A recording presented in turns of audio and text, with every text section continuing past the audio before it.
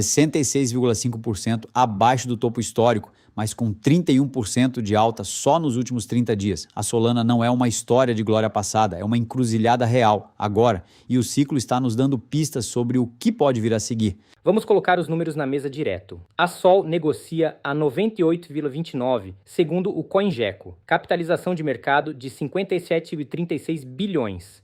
Ranking global número 7. Esse PAIS 31% em 30 dias parece ótimo no papel, mas o retorno de um ano ainda é de 50,4%.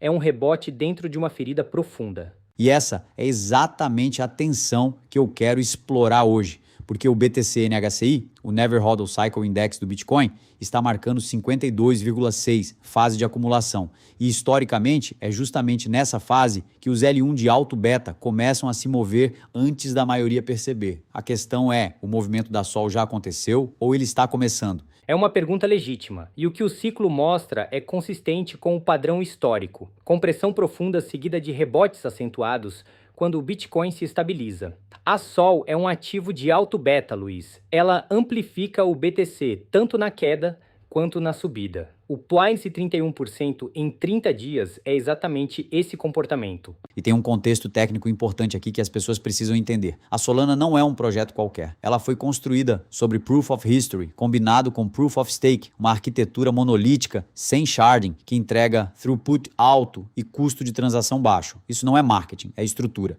Correto. E essa estrutura tem consequências práticas. Ela tornou a Solana a camada base preferida para aplicações voltadas ao consumidor, marketplaces de NFT, launchpads de meme coins, protocolos DeFi de alta frequência. A atividade real está lá. O DeFi Lama mostra a Solana consistentemente entre os principais L1 por TVL, competindo diretamente com Ethereum, Tron e BNB Chain.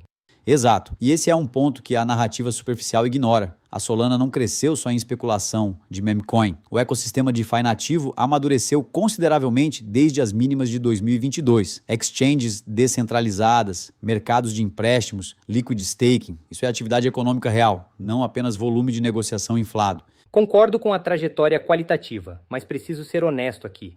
O bloco de dados verificados que temos não inclui uma cifra atual de TVL do DeFi Lama para a Sol. Então não vou cravar um ratio TVL por capitalização de mercado. O que posso dizer é que a direção é positiva. Atividade de DEX, Liquid Staking, meme coins, mas quantidade precisa, sem dado confirmado, não entra. E isso é exatamente o tipo de rigor que importa, porque o mercado está cheio de gente inventando o número. Mas o que os dados confirmados mostram é suficientemente revelador. Volume de 24 horas de 6.099 bilhões contra uma capitalização de 57,36 bilhões. Isso é uma taxa de rotação muito alta. Esse é um ponto de atenção importante. Uma taxa de rotação elevada pode significar duas coisas ao mesmo tempo: acumulação genuína de um lado e negociação especulativa de curto prazo do outro. É muito difícil isolar a demanda estrutural do posicionamento tático com esse nível de volume relativo. Não é um sinal negativo por si só, mas exige interpretação cuidadosa. E tem mais um risco estrutural que não dá para ignorar. O drawdown de 66,5% a partir do ATH de 293,31, registrado em janeiro de 2025, significa que há uma quantidade enorme de compradores que ainda estão no vermelho.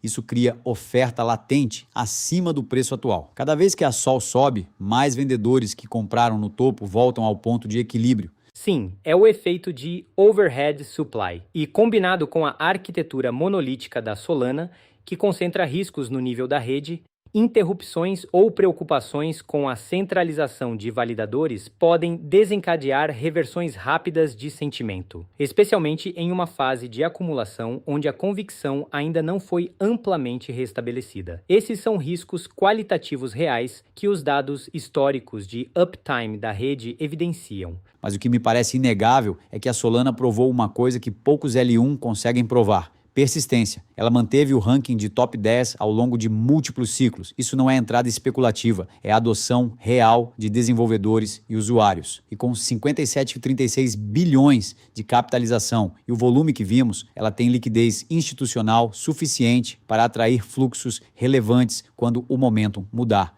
É o posicionamento número 7 global que resume bem isso. Poucas plataformas de contratos inteligentes, que não o Ethereum, conseguiram manter essa posição ao longo de múltiplos ciclos. Isso tem peso na análise, não garante nada para frente, mas fala sobre a profundidade do ecossistema.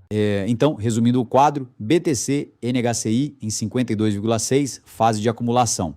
Sol com Plaza 31% em 30 dias a partir de um drawdown de 66,5%. Ecossistema DeFi com trajetória positiva, volume alto, liquidez institucional presente e riscos estruturais concretos, overhead supply, arquitetura monolítica, taxa de rotação elevada. Esse é o conjunto completo.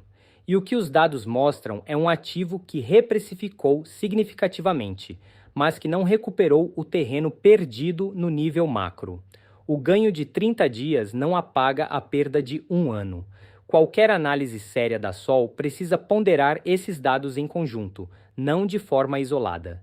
Os dados mostram uma Solana em ponto de inflexão, ciclo de acumulação do Bitcoin, rebote expressivo, ecossistema com profundidade real e riscos estruturais que exigem atenção. A decisão é sua. Se este episódio te ajudou a entender melhor onde a Sol está no ciclo, segue o Never Hodl no Spotify, no YouTube ou onde você ouvir e deixa uma avaliação. Isso ajuda o programa a chegar em mais gente. Até o próximo.